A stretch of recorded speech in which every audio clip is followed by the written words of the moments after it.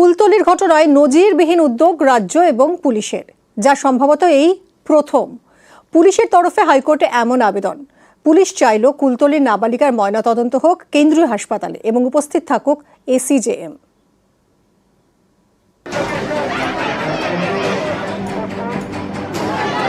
নজিরবিহীন আবেদনে পর্যবেক্ষণ কলকাতা হাইকোর্টের বিচারপতি তীর্থঙ্কর ঘোষের।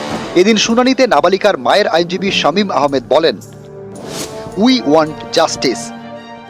বিচারপতি তীর্থঙ্কর ঘোষ তখন বলেন, অনেকে মনে করেন তাঁরা যাকে মনে করছেন তাকেই শাস্তি দিতে হবে। আদালত রেকর্ডের ভিত্তিতে কাজ করে। বিচার কোনো জাদু নয় যে এক্ষুনি হয়ে যাবে। বিচারের ক্ষেত্রে ধাপে ধাপে কাজ হয়। আরজিকর এবং সাম্প্রতিক ঘটনার পরিপ্রেক্ষিতে বিচারপতির এই পর্যবেক্ষণ নজিরবিহীন এক মামলায়। সাধারণত ভিকটিমের পরিবার আবেদন জানায়, পুলিশ ও রাজ্য তার বিরোধিতা করে, কিন্তু এক্ষেত্রে ঘটেছে অন্য ঘটনা।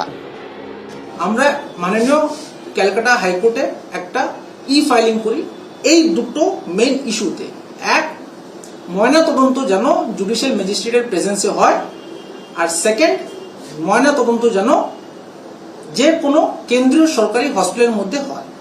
তো ক্যালকাটা হাইকোর্ট ইনার দুটো অর্ডার দিয়েছেন, যেটাতে কালকে আগামীকাল 11:45-এ আমাদের কল্যাণী এইমস অথবা ওখানে জেএনএম যে হসপিটাল আছে ওখানে ময়নাতদন্ত হবে। এই ময়নাতদন্ত হবে জুডিশিয়াল ম্যাজিস্ট্রেটের প্রেজেন্সে।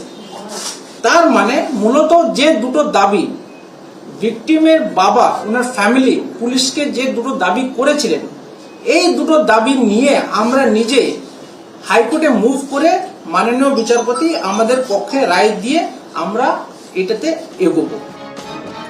পুলিশের আবেদন মেনেই হাইকোর্ট নির্দেশ দিয়েছে কল্যাণী এইমসে ময়নাতদন্ত হোক।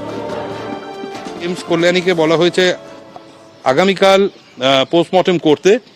এইমস কল্যাণীর যদি নেসেসারি ইনফ্রাস্ট্রাকচার এখনো অবধি ডেভেলপ না হয় পোস্টমর্টম করার, তাহলে এইমস কল্যাণীর থেকে অত্যন্ত নিকটে জেএনএম বলে একটি হসপিটাল আছে, সেই জেএনএম হসপিটালের সমস্ত ফেসিলিটি এইমস কল্যাণীর এন্টায়ার টিমটাকে দেওয়া হবে। সেখানে রাজ্যের কেউ থাকতে পারবে না, শুধু ইনফ্রাস্ট্রাকচারটা ইউজ করার জন্য এইমস কল্যাণীর থেকে জেএনএম হসপিটালে যাবে। মেয়েটির বাবা মাকেও সেখানে মানে প্রেজেন্ট থাকার জন্য কোর্ট লিবার্টি দিয়েছে। নিহতের পরিবারের আবেদনের ভিত্তিতেই পুলিশের নজিরবিহীন উদ্যোগ।